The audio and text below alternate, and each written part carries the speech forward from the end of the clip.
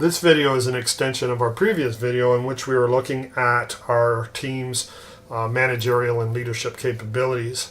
In this video, we're going to look at change. We're going to look at our people's change preferences, their capability when it comes to managing change, and their mindsets. We'll take a look at their capability in managing innovation and then their strategic leadership skills. When we look at change, it's a very big part of leadership management, growth, and performance. And so we can look at change in a number of different ways. The first thing that we're going to look at is each person's preference in regards to major change in their careers. And this can be an indication of their overall change preferences. And so our first category shows people who would want change every 1 to 2 years, and these are generally people who need ongoing, consistent change. Our second category, people need major change in their careers every 3 years, and here we see members A, C, and E. These people are proactive, they're accepting of change. They don't necessarily want change for change's sake, but nonetheless they need change more frequently than the general population, which would be represented here in the 5 to 7 year major change categories. This is where we see most people, and this is where we see members B and D. These people are a little bit more reactive to change. They're still open to change, but they're not going to move as quickly or be as responsive as our previous three. And then finally, people who are in this category, 15 to 25 years for major change, are generally not oriented to ongoing change. They need it very rarely, want it very rarely, and in this group is where you would probably see those people who have greater resistance to change. You may see some reluctance to change here, but you'll see more resistance to change in this group. So when we look at change management, we can see our 3, B, C, and E tend to be a little bit more open to change management process and techniques, although our other people aren't that bad either. Then when we look at the specific components of change management, we can see our people in general related to understanding the need for change and what formats change should take. Here, obviously, member B is a little bit stronger than the rest. And in comparison to the other change management categories, if there was an area to perhaps focus on, it would be helping our people to identify the need for and the formats of solutions that would be requiring some degree of change. As we move along, B and C tend to be very capable at planning change, as are the group as a whole. So once we understand what needs to be done, everybody seems to be pretty capable of figuring out how and when they are going to do it. Then we look at our people's ability to manage resistance to change, and here B and C stand out to a certain degree. We would want to correlate this with confrontational communication to a certain degree, leadership styles, pull techniques, maybe some push techniques as well. But certainly managing resistance to change is a big challenge for a lot of groups. In this case, not so much for our people, but A and D could use a little bit of help there perhaps.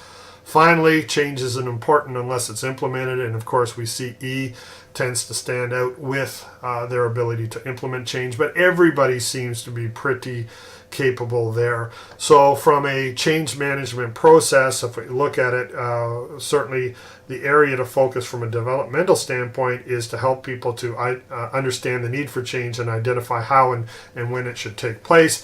The downstream from that seems to be showing our people have fairly decent capability.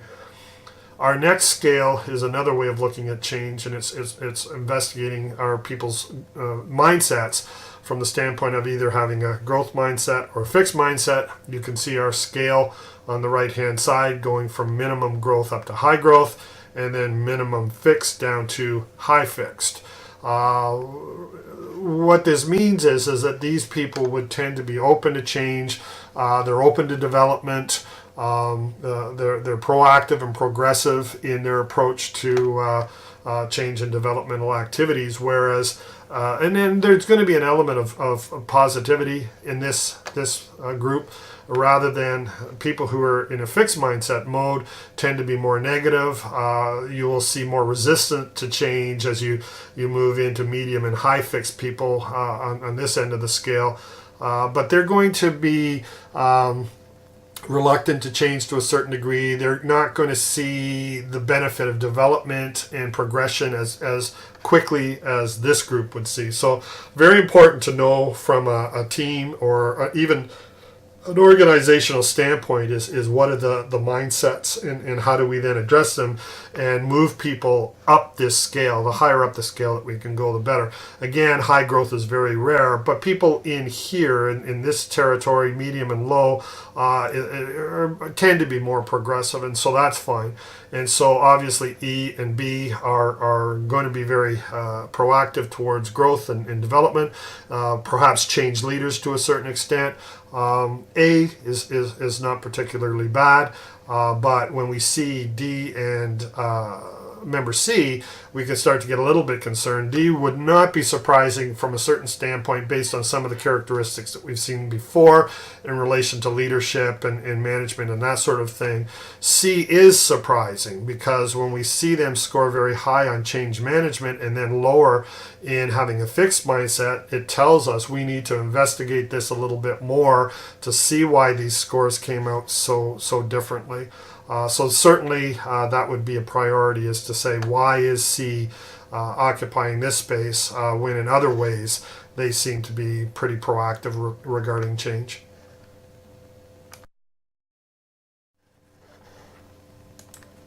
Our next chart refers to our people's ability to manage innovation. And obviously there's going to be some correlation between innovation management and change management and our people's acceptance and their proactivity when it comes to change. So when we start, we can see from an overall perspective that our team is fairly good, but obviously B, C, and E members are significantly higher than members A and D. And so we're seeing some consistent results on a number of these scales for both R3 and R2 that from a leadership managerial capability side, our top three are consistently outperforming or showing higher capability than our other two. When we start to look at the components involved in innovation management, the first one would be our people's ability to inspire innovation, and of course we see member E as having higher capability than the other three. I'm a little surprised at member C's lower score in this regard, and we're down a little bit as a whole in our ability to inspire innovation in others. Here we would coordinate these results with our leadership capability, our influencing styles, pull influencing styles would be important here, and push to a certain extent, our communication capabilities, but overall the ability to inspire innovation in others is a very important component in bringing it about. As well, building systems that will support any innovation that's taken is very important. And again, we see members B and E being high in that regard. C and D aren't bad as well. A is down a little bit. So in this case, our people are going to be fairly good at building the infrastructure around any innovation initiative that they are involved with. Again, our three, B, C, and E, are good at assessing opportunities for innovation. Again, we would correlate that back to our change management and understanding the need for change. Here again is lower scores on members A and D, and so that would certainly need to be addressed, as we always have said, depending on the requirements of the team and requirements of these people in this role.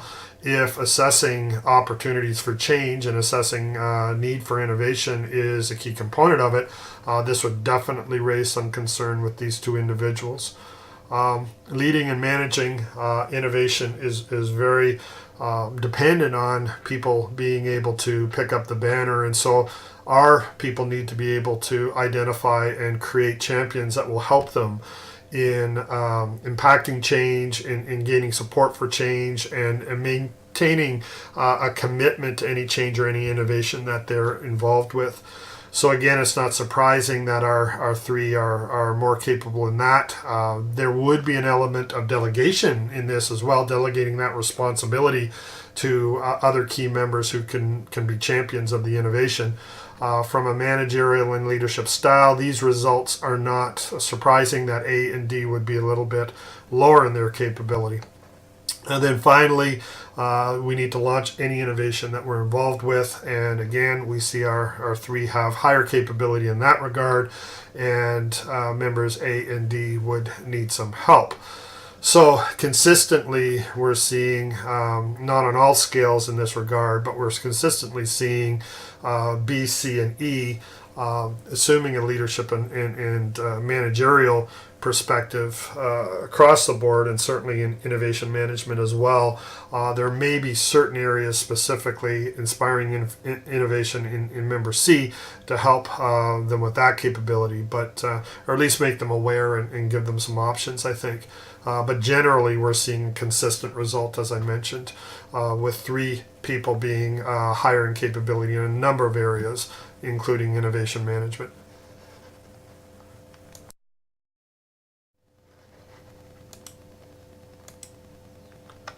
So in this next chart, we're going to look at our team's strategic leadership capabilities, and we're going to focus on three main components. And these are the presence of leadership characteristics, then their ability to use these characteristics in actual leadership behaviors, and then finally their ability to build a culture that will sustain any leadership and visionary initiatives that they take. So when we start to look at it from the larger perspective, we can see that as a whole the team isn't bad. They tend to have more capability in culture building rather than in the characteristics and the behaviors, but nonetheless they're fairly strong. And what we're really looking for is a balance of all three as much as possible. So when we're approaching it from a developmental standpoint, we would identify weaknesses and strengths in each of these areas. And then if there wasn't a balance, the priority would be raising the area that was showing the greatest weakness. So if there was a need for leadership characteristics, more so than the others, then that would be the primary area of focus. So from a team perspective, then when we look at this, we say leadership behaviors would be the primary area of focus for any developmental activities. Although characteristics are not far behind. So when we look at our people, obviously person A and person D tend to score lower, and that's consistent with what we've been seeing before. Both seem to have an understanding of culture building activities, but in the case of member A, there tends to be some need for the development of characteristics and behaviors, and similarly to a certain extent for member D. Not surprisingly, B, C, and E score highest in this. E showing the highest capability when it comes to leadership characteristics. They're all fairly consistent in that, and they're all fairly consistent in their leadership behaviors.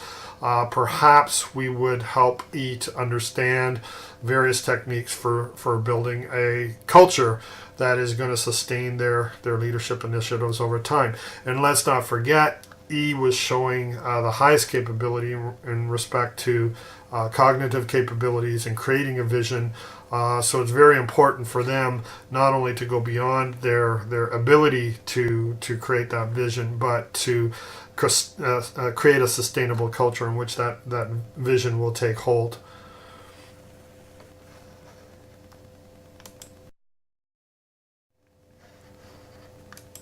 So now we can move into the details related to our specific three major components of strategic leadership, that being culture building, leadership behaviors and leadership characteristics.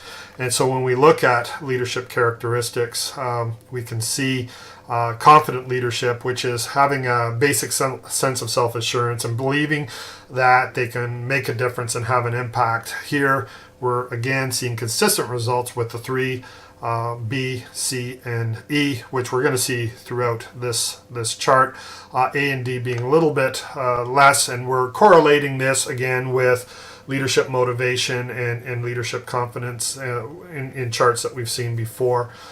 We can also evaluate their need for power and influence under the umbrella of empowered leadership, their ability to direct their actions to be towards specific productive goals, but more importantly to realize that their power and influence has to be shared, and people with these characteristics generally understand that their power is meant to be used to empower others. And so there's where we can build champions, and here's how we can delegate and create a lot of support in our people for our leadership initiatives. And not surprisingly, we see A and D a little bit lower, obviously, than our other two.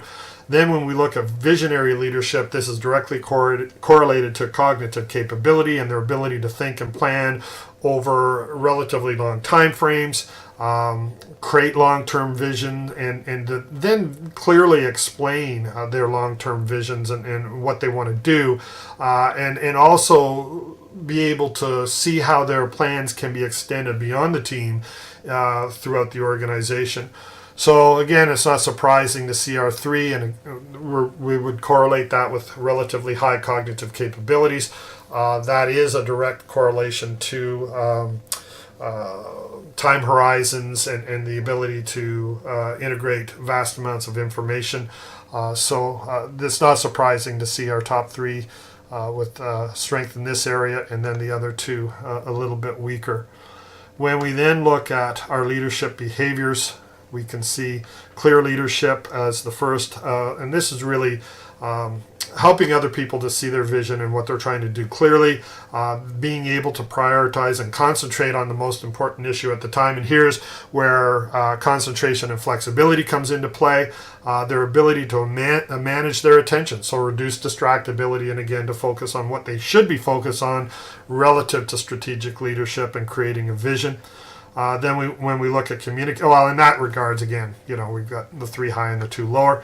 Then when we look at communicative leadership, this is the ability to get their message across to other people, to adapt their communication preferences to their audience, and to pay attention to body language and what's happening in their environment. So in this case, we're also correlating with concentration, awareness of people in the environment, body language, influencing styles, communication capabilities, feedback capabilities are all very important to having a strong capability in communicative leadership.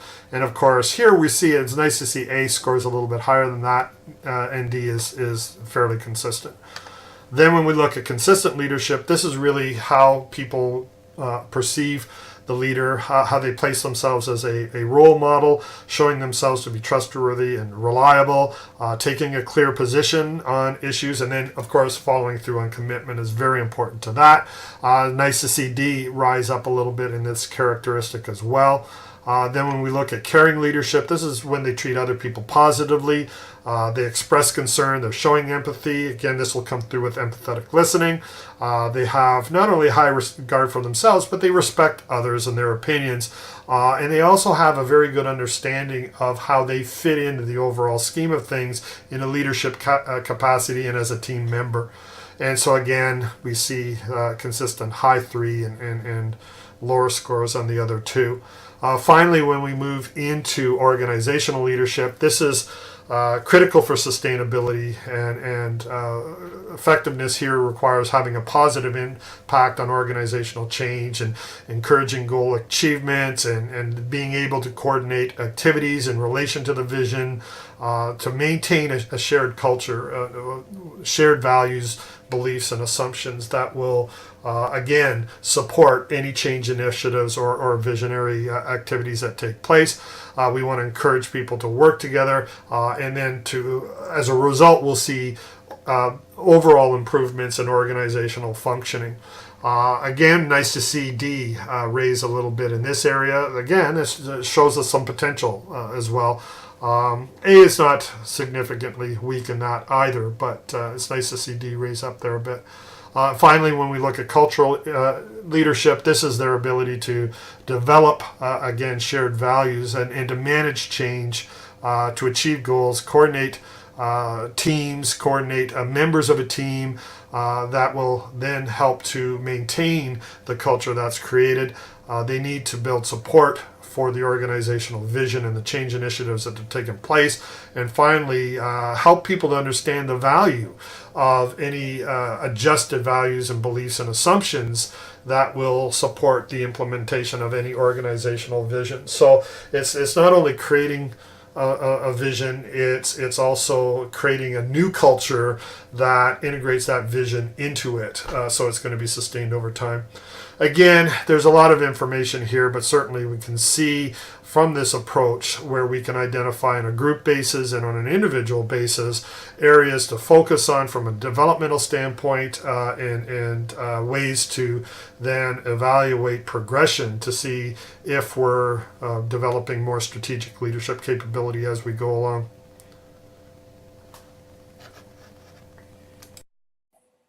Thank you for watching this video presentation. Hopefully it's given you a better idea of CAES's approach to performance and specifically to performance assessment.